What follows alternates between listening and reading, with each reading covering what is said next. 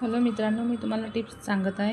ही आहे पपी स्लीव्ह. पण सध्या पपी स्लीव्हमध्ये आपण बात नाही करणार. ही छोटी स्लीव्ह आहे. तुम्हाला जेवढी स्लीव्हची लांबी घ्यायची तेवढी घेऊ शकता.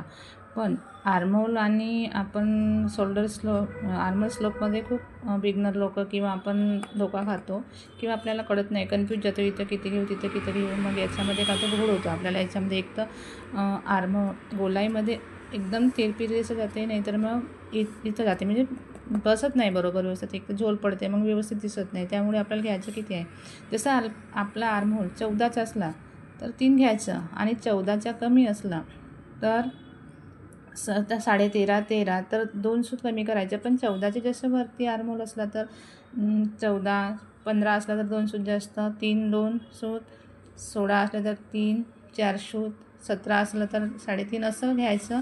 आणि ही लांबी घ्यायची आपल्याला किती, जसं आपला शोल्डर नाही, आर्महोल 14 असला तर इथपर्यंत जी लांबी आहे आपण ते 14 असलं तर 7 घ्यायचं. आणि आपल्याला तिकडे लुजिंग जेवढी काही आपल्याला शिवण्यासाठी जास्त एक्स्ट्राचा भाग ठेवायचा आहे ते आपल्या स्वतःच्या मनानुसार ठेवायचा. ही टिप्स एकदम परफेक्ट आहे आणि तुम्ही हिला छान आपल्या टिप्स आपल्या शिवणकामामध्ये आणून पहा. एकदम चांगली आहे आणि परफेक्ट आहे.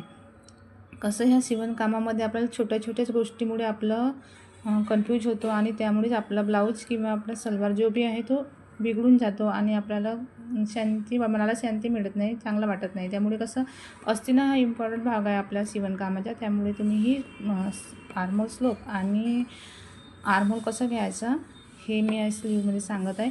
आणि ही पप्पी स्लीव आहे, त्यामुळे कसं इकडे तुम्हाला 5 इंच जास्त घेऊन असं काढायचं आहे. एकदम परफेक्ट पफ निघतो आणि छान दिसतो.